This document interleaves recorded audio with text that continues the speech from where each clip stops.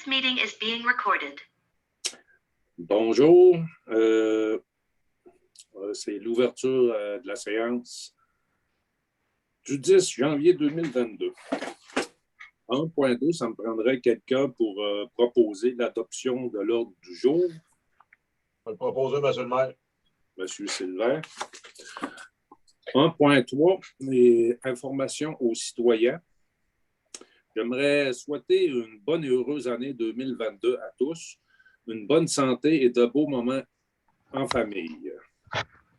À propos de la COVID-19, les services administratifs sont maintenus, mais les bureaux de l'hôtel de ville sont fermés jusqu'à nouvel ordre. Le télétravail est privilégié durant cette période. Au point de vue de l'aréna municipal, actuellement, c'est fermé jusqu'à nouvel ordre, mais les activités en bulle familiale sont permises sur une réservation. C'est ça. Il faut prendre la peine de téléphoner à la ville pour réserver. Reste néanmoins que les directives peuvent toujours changer à la dernière minute. À propos de la bibliothèque, elle est ouverte aux heures régulières en respectant les directives gouvernementales. Les usagers peuvent aussi faire leur réservation par téléphone au 418-397-6160 ou par courriel à biblio@vsjb.ca. Pour les sentiers de ski de fond et de raquettes et la marche sur la piste cyclable, vous avez sûrement constaté qu'ils sont ouverts. Le sentier de glace devrait être opérationnel pour la prochaine fin de semaine. On a eu des petites contraintes à propos de ça. C'est pour ça qu'on est en retard pour l'ouverture des sentiers de glace. À 2.1, c'est l'adoption du procès-verbal de la séance ordinaire du 13 décembre 2021. Ça me prendrait quelqu'un pour le proposer. Monsieur Doyon. Monsieur le maire. À 2.2, adoption du procès-verbal de la séance extraordinaire du budget du 16 décembre 2021. Ça me prendrait quelqu'un pour le proposer. Monsieur Ouellet-Blanchet. À 2.3, adoption du procès-verbal de la séance extraordinaire du 16 décembre 2021. Ça me prendrait quelqu'un pour le proposer. Monsieur Bernard.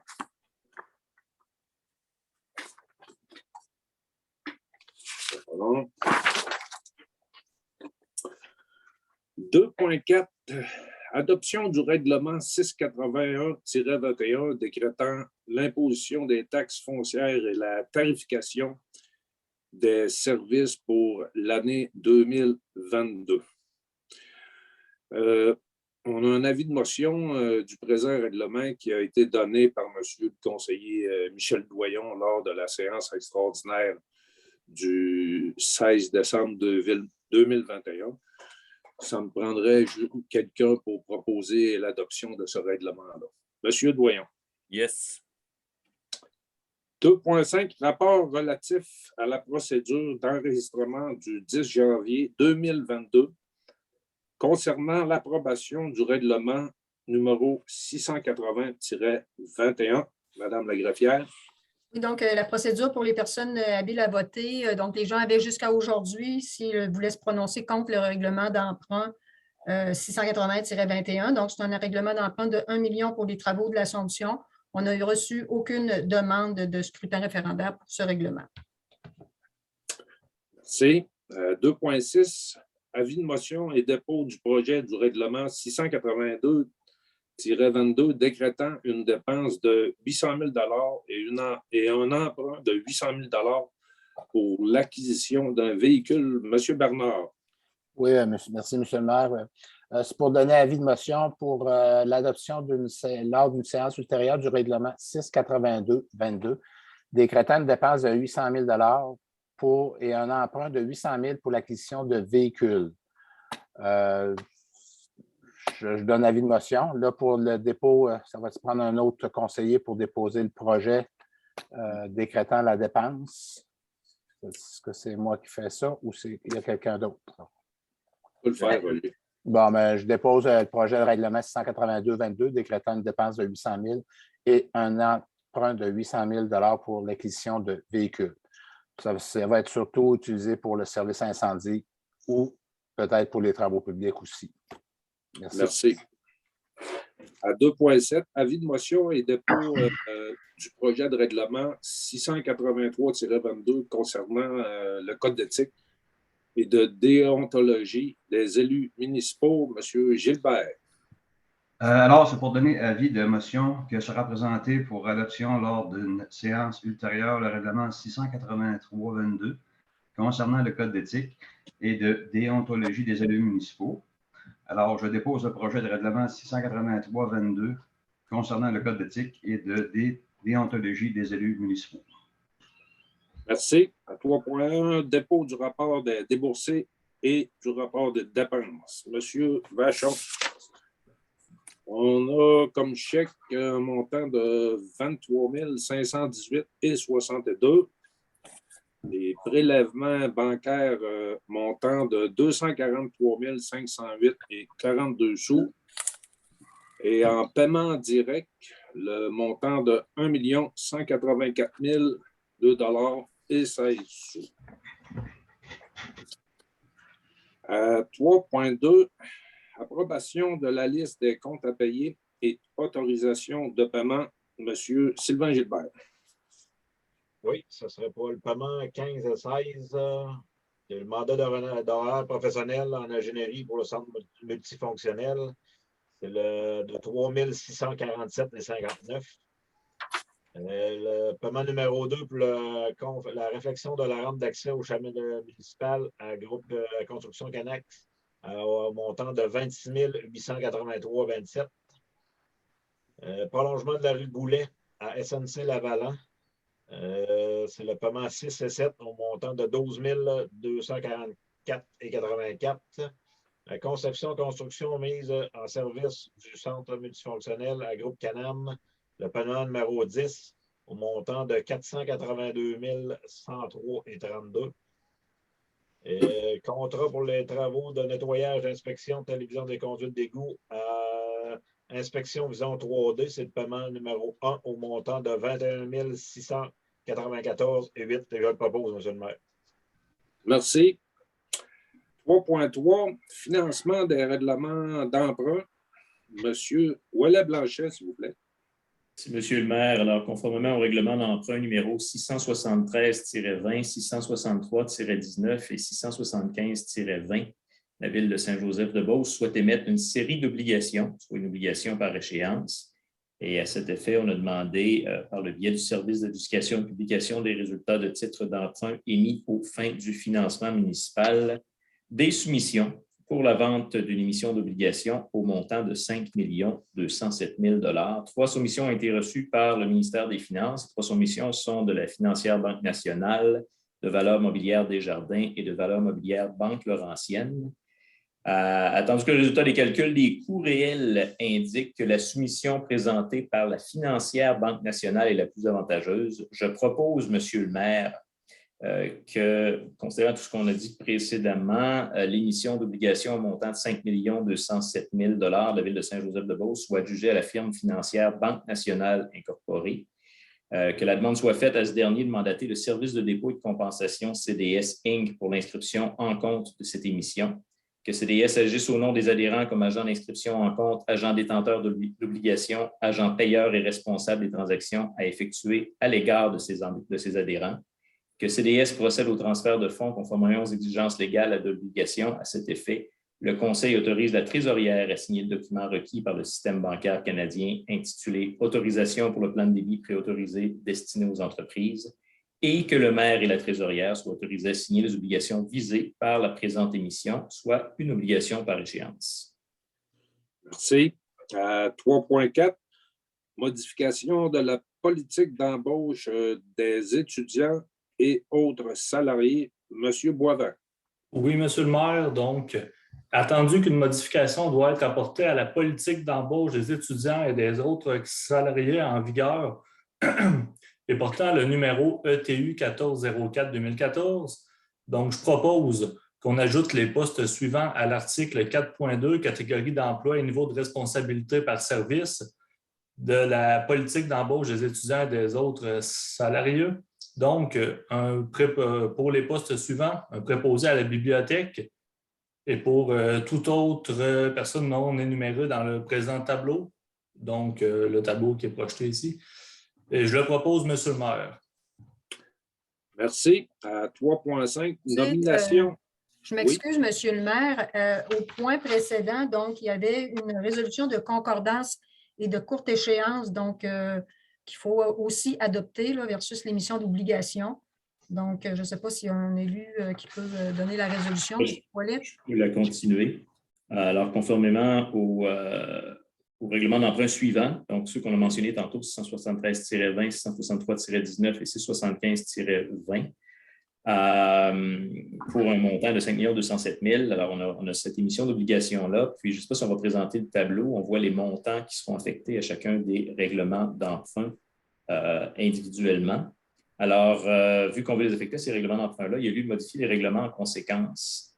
Alors, je propose, Monsieur le maire, que les règlements d'emprunt indiqués au premier alinéa, qui sont présentement affichés, soient financés par obligation conformément à ce qui suit. Donc, les obligations, soit une obligation par échéance, seront datées du 20 janvier 2022. Les intérêts seront payables semi-annuellement le 20 janvier et le 20 juillet de chaque année. Les obligations ne seront pas rachetables par anticipation. Toutefois, elles pourront être achetées avec le consentement des détenteurs conformément à la loi sur les dettes et les emprunts municipaux. Les obligations seront immatriculées au nom de Services de dépôt et de compensation CDS Inc. et seront déposées auprès de CDS. CDS agira au nom de ses adhérents comme agent d'inscription en compte, agent détenteur de l'obligation, agent payeur et responsable des transactions à effectuer à l'égard de ses adhérents. CDS procédera au transfert de fonds conformément aux exigences légales de l'obligation. À cet effet, le Conseil autorise la trésorière à signer le document requis, comme on l'a mentionné tantôt. CDS effectuera les paiements de capital et d'intérêt aux adhérents par des transferts électroniques de fonds.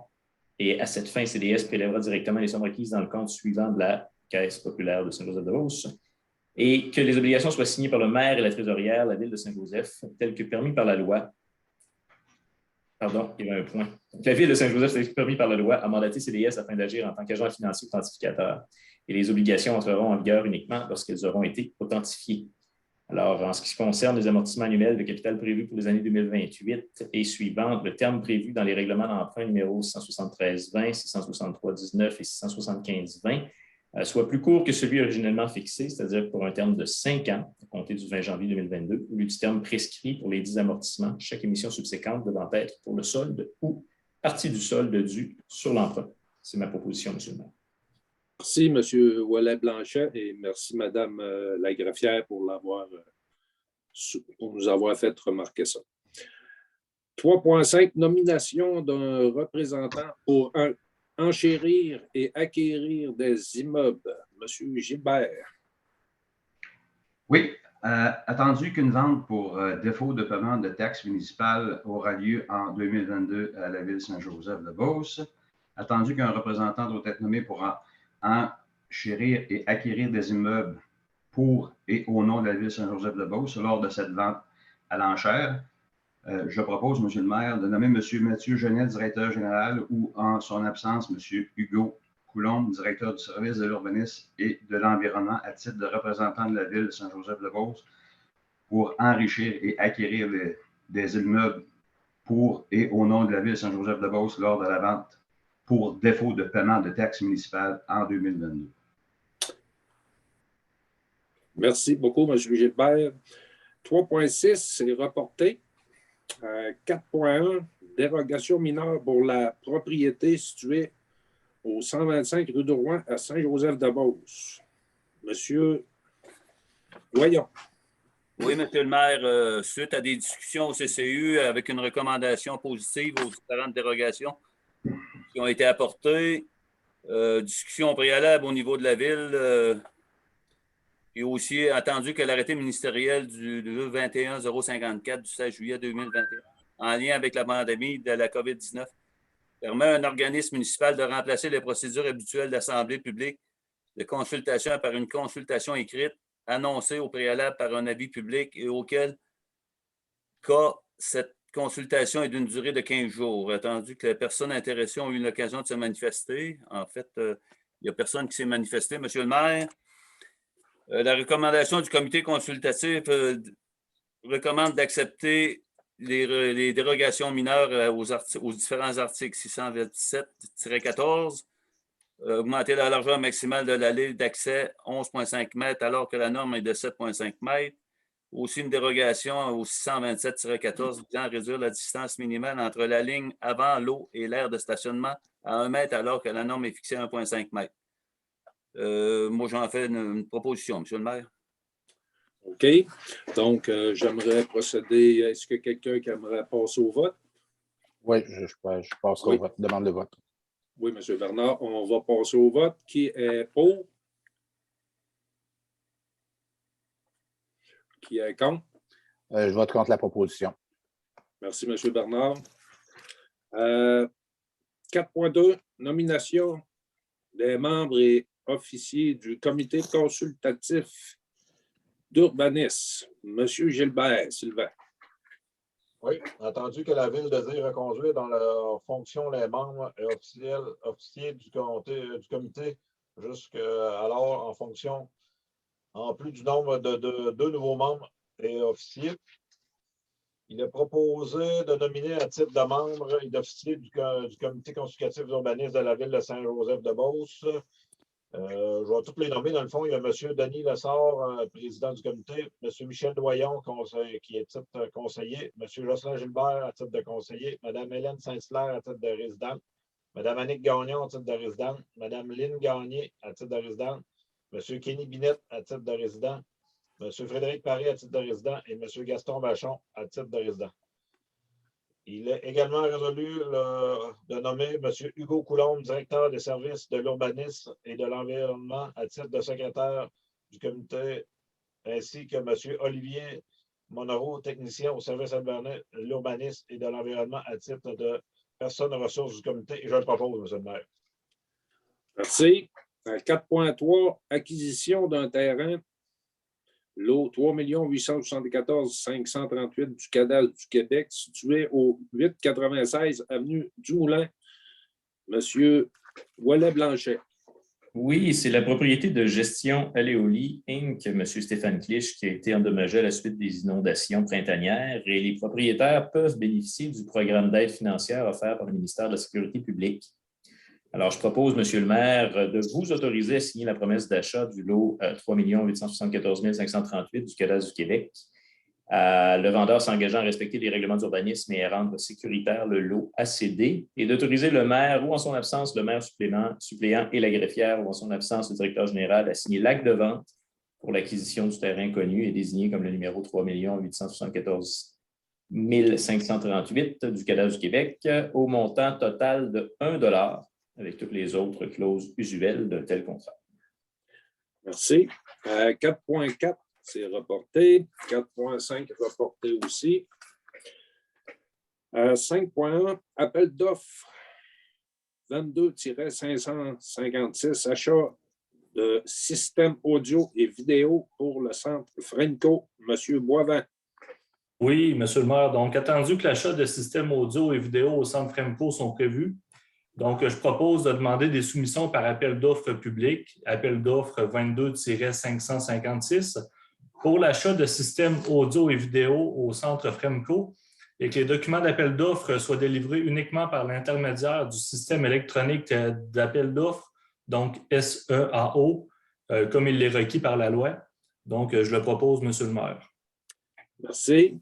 6.1, appel d'offres 22-557, acquisition d'un camion incendie de type autopompe 9. Monsieur Bernard. Merci, M. le maire. Attendu que l'acquisition d'un camion incendie de type autopompe 9 est prévue, attendu que la Ville de Beauceville doit aussi acquérir le même camion incendie, attendu que la Ville de Beauceville et la Ville de Saint-Joseph souhaitent s'unir afin de procéder à l'achat d'un camion incendie de type autopompe pour chacune d'elles. Je propose de demander des soumissions par appel d'offres public. L'appel d'offres numéro 22-557 avec la résolution autorisée par la résolution 2021-12-17 pour l'acquisition d'un camion incendie de type autopompe 9 en collaboration avec la Ville de Beauceville. et que les documents d'appel d'offres soient délivrés uniquement par l'intermédiaire du système électronique d'appel d'offres SEAO, tel que requis par la loi. La Ville de Beauceville sera le gestionnaire principal de l'appel d'offres. Je propose, M. le maire. Et 7.1, embauche d'un chauffeur de machinerie légère et journalier. Monsieur Sylvain Gilbert. Entendu qu'il y a lieu d'embaucher un chauffeur de machinerie légère et journalier aux travaux publics et principalement à l'ARANA, il est proposé que le Conseil autorise l'embauche de M. Cano au poste de chauffeur machinerie légère et journalier aux travaux publics selon les conditions de travail établies en fonction de la convention collective d'École Bleue au taux horaire établi à l'échelon 1. Son emploi a débuté le 26 novembre 2021 et je le propose, M. le maire.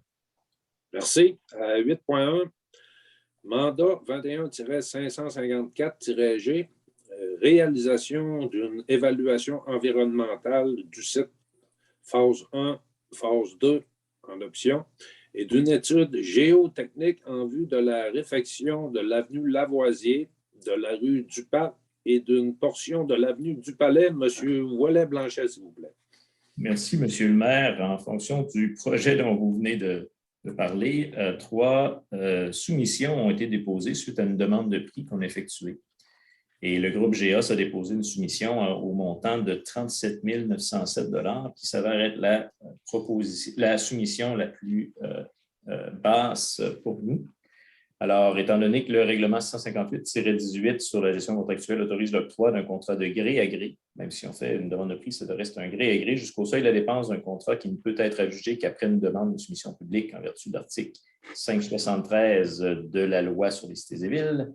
Et attendu que l'offre du groupe GEOS au montant de 37 907 $26, taxes incluses, est la plus basse offre de prix conforme aux exigences de la demande de prix, je propose que nous octroyions le contrat à groupe GEOS.